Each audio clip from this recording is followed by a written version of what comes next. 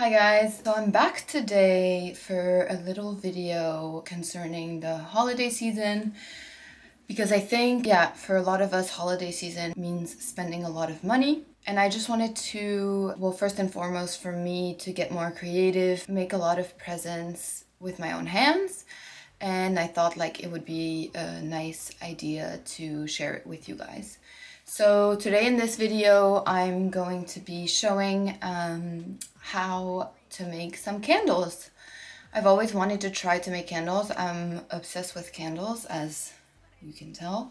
When I work, I always have a candle on if I'm at home. At night also, it helps me feel supported and inspired in what I'm doing and more calm.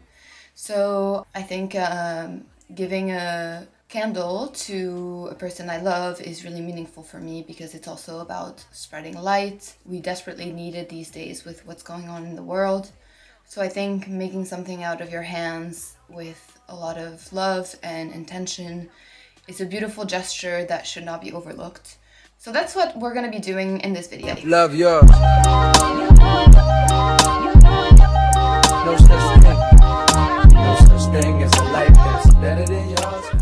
So I first had this idea when I was looking at old teacups, vintage teacups. I went to a store here in Amsterdam, and it's one of the biggest antique stores, I think, in the Netherlands at least. It's huge. It's in the west of Amsterdam. It has so much and so many antique, beautiful pieces. And I went there with my friend Uma, and I think I got really inspired by seeing all these cups and glasses and all these things. So yeah, I chose to do my candles out of teacups, and I actually ended up ordering mine on Vinted. I think it's a lot of the time it's cheaper, and for me Vinted is always a great resource because it comes from another person directly, so I think it makes it a little more personal for me. And yeah, you can really find so much on Vinted. So Vinted, if you want to sponsor me. So let's jump into it. You will need some candle wax. I've done some research, and the most sustainable alternatives out there are beeswax, coconut wax, or soy wax. I bought soy wax. So 2 kilograms was for 23 euros, and I honestly used maybe 1/8 of the package to make my 3 candles, so it's a lot of candles. You will then need some candle wicks. The package I bought had wooden and cord wicks. I wanted to try wooden because apparently it makes the sound of wood crackling when you light them. So I wanted to try that out, but you can also use regular cord wicks. Next, I bought this beaker and thermometer, but I honestly don't think it's necessary to buy these specific items. You just need a container where your wax can go and melt in. And the thermometer is to see the exact temperature the wax melts, but honestly, you just wait and see until it melts. So yeah, you need a pot so you can put the container filled with wax into the pot with hot water so it starts melting. Also some essential oils to make your candles smell delicious. And finally, your candle containers. So for me, they're vintage teacups.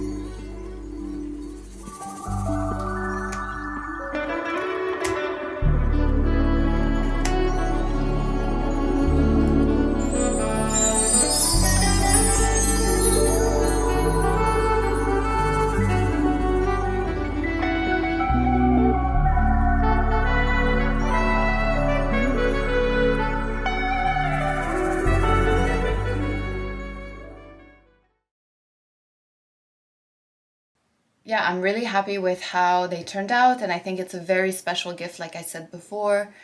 I think when you're gifting a candle to somebody, yeah, it's something nice for their house, but it's also more of a symbol for me to bring light to them. I think especially at the end of the year, we are always on low energy. It can be really tough for us to finish the year off. I think, you know, with a candle, you can basically, yeah, give some hope and some strength and some love to the people you cherish. I think that's a great way to also do a Christmas gift at the same time.